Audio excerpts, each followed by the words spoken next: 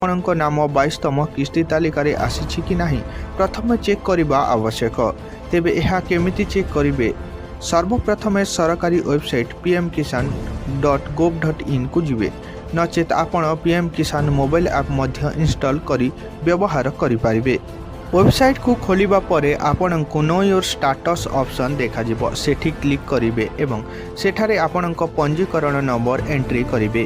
ଯଦି ଆପଣଙ୍କ ନମ୍ବର ମନେ ନାହିଁ ତେବେ ଆପଣ ନୋ ୟୋର ରେଜିଷ୍ଟ୍ରେସନ ନମ୍ବରକୁ ଯାଇ ସେଠାରେ ଆପଣଙ୍କର ଆଧାର ନମ୍ବର ଦେଇ ମଧ୍ୟ ଖୋଲିପାରିବେ।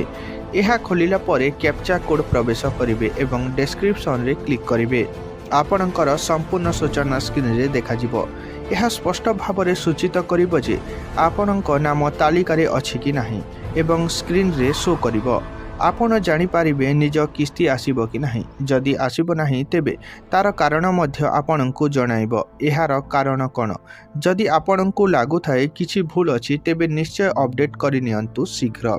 ଇମ୍ପୋର୍ଟାଣ୍ଟ ଡକୁମେଣ୍ଟ ରହିଛି ଆଧାର, ଜମି କାଗଜପତ୍ର, ବ୍ୟାଙ୍କ ଆକାଉଣ୍ଟ ଏବଂ IFSC କୋଡ୍, ଆଧାର ଓ ମୋବାଇଲ ନମ୍ବର ଲିଙ୍କ ଆଦି। ତେବେ ଏହା ଥିଲା ଫ୍ରେଣ୍ଡସ୍ ପିଏମ୍ କିଷାନର 22ତମ କିସ୍ତିର ଗୁରୁତ୍ୱପୂର୍ଣ୍ଣ ଅପଡେଟ୍। ତେବେ ଭିଡ଼ିଓଟି ଇନଫର୍ମେଟିଭ୍ ଲାଗିଥିଲେ ଚ୍ୟାନେଲକୁ ନିଶ୍ଚୟ ଗୋଟିଏ ସବସ୍କ୍ରାଇବ୍ କରିବେ ଫ୍ରେଣ୍ଡସ୍।